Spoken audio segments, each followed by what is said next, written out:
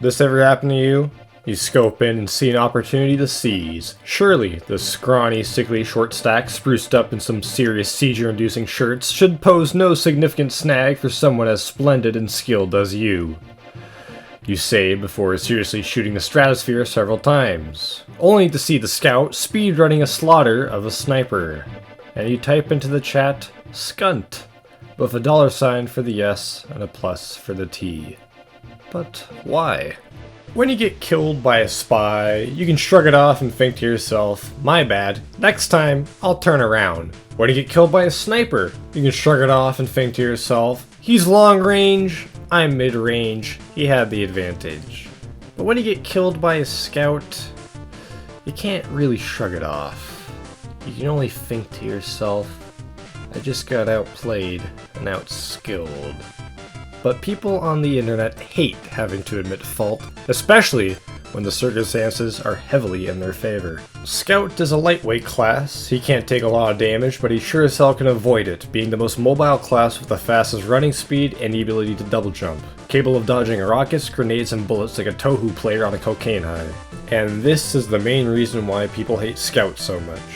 With every other power class in the game, you're both fighting tooth and nail. Eventually, however, one of you stands triumphant. A battle hard-earned and hard-fought.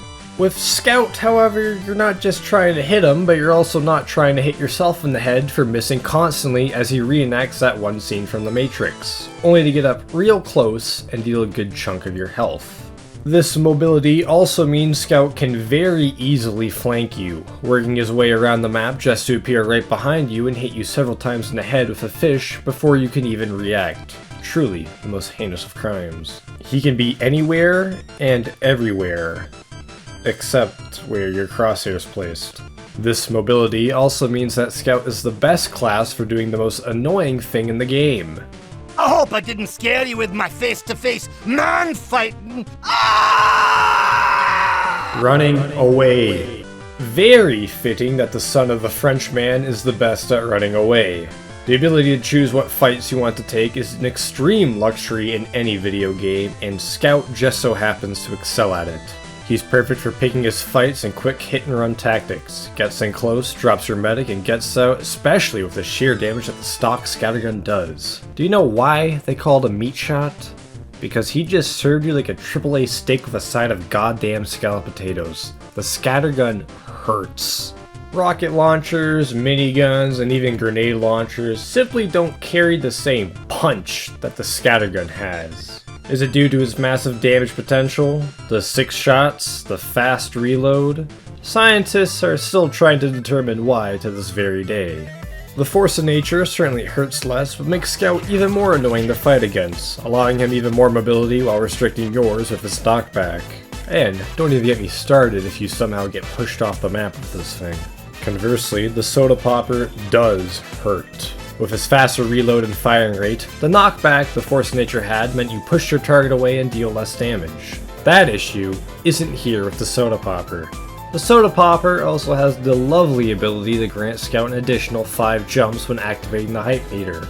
Have fun trying to hit someone who's deathly afraid of touching the ground. Finally, we have the shortstop. It certainly doesn't hurt as much compared to the Scouter gun, but his tighter spread allows Scout to harass you from even further ranges. He doesn't need to risk getting that close anymore and can be a threat from a lot greater distance. Combine this with all of the pistols, which each have their own unique gimmick, but are typically reserved for dealing with people who are out of Scout scattergun range or for when you need to finish a target off. The Winger grants additional damage, but its reduced clip size greatly undermines that. The true potential and power of the Winger is its increased jump height, allowing Scout to flank and ambush you from even more vertical spots. The Pretty Boy's pocket pistol grants Scout additional health upon hit while still allowing him to deal damage, keeping the Scout in the fight for slightly longer than you would expect, although its healing is greatly outclassed by Mad Milk. Much like Girardi, Mad Milk is an exceptionally useful item due to how many uses it has, the main function allowing any teammate to restore their health upon attacking a soaked enemy. Not only does it keep the Scout alive for longer, but his team too. On top of that, it removes Afterburn, and throwing it at dear old dad will make him come back from his trip to the store after 18 years. It is truly a remarkable item and why it's banned and competitive. The Flying Guillotine is one of the few bleed weapons in this game that are actually good and useful. The damage on impact is 50, which is pretty hefty since Scout's damage is rather limited from range, and the bleed continues that pressure, allowing you to close the distance and finish off the weakened enemy.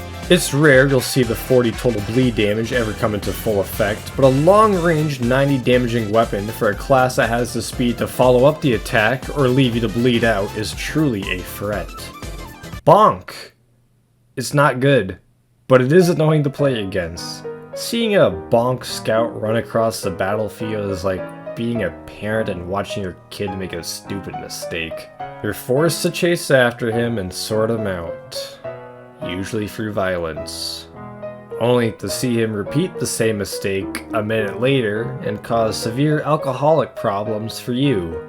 And then there's Criticola. It grants Scout mini crits, but makes him take mini crits as well. It's not that good, since Scout is already as strong as an 80-year-old grandma, but Criticola makes him as strong as an 80-year-old grandma with terminal cancer.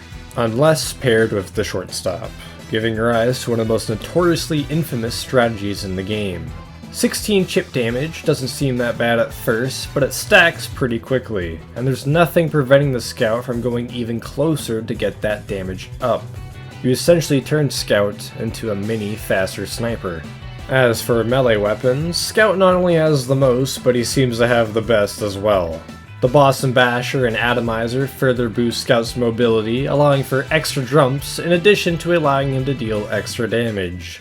Bleed for the Basher and mini crits for the Atomizer. The Rap Assassin removes Scout's rather pointless stock bat and gives him essentially another ranged weapon that deals damage over time. Combine this with the Flying Guillotine to stack the bleed even further. The recharge rate of the Bobble and Guillotine are also so fast, meaning you can typically fire one after another non-stop. Who doesn't want hemophilia?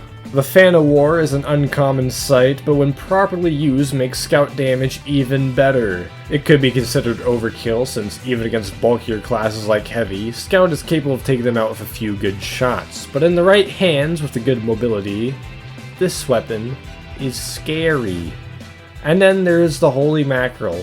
Clearly an objective upgrade from stock, because it humiliates the enemy and causes them to regret their life choices. If you're playing Scout and you aren't causing the enemy team to regret getting out of bed this morning, you aren't playing the game correctly. Which is usually the mandate for being a good Scout player. Scout doesn't suffer from any legitimate problems within the game. He can't spam you out of your health, he doesn't have any groundbreakingly overpowered weapons that are even actively annoying to fight against, and he has to actually be right beside you to be at his best. But knowing that just makes dying to him even more painful. Being able to avoid damage completely will always trump being able to tank damage, and Scout of course excels at this. Combine that with the damage output the Scattergun carries and the wide variety of secondaries that allow him to be equipped for any and all situation, and Scout becomes a massive threat in the skilled hands.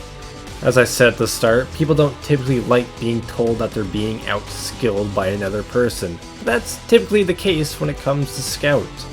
The greatest factor during any Scout fight is your ability to actually aim and hit someone, something that Scout is eager to prove otherwise. One could argue that Scout has one of the highest skill floors and ceilings in the game, and if you aren't on the same skill level, good luck trying to keep your cool when fighting him. Speaking of cool, look at these cool dudes. That's right, we're at the Patreon credits. Whoop-de-doo. This is the part of the time where I get to ramble for like a minute and a half, because I don't know how long these usually go.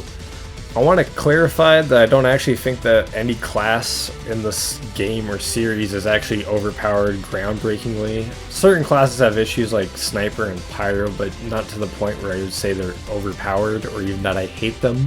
I think that's a common misconception people have. I make videos called Why People Hate X, and people think that I hate them, and I'm just using people as a blanket term. I don't.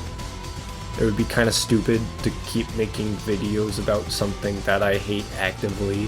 This is more so just a pinpoint and I don't know, call out certain factors that I do think are kind of annoying with the classes, but not an issue, you know what I mean? And people seem to like it, even though they think that I genuinely hate all the classes, which I kind of find funny. I feel like I take on a fairly neutral, informative tone during these videos.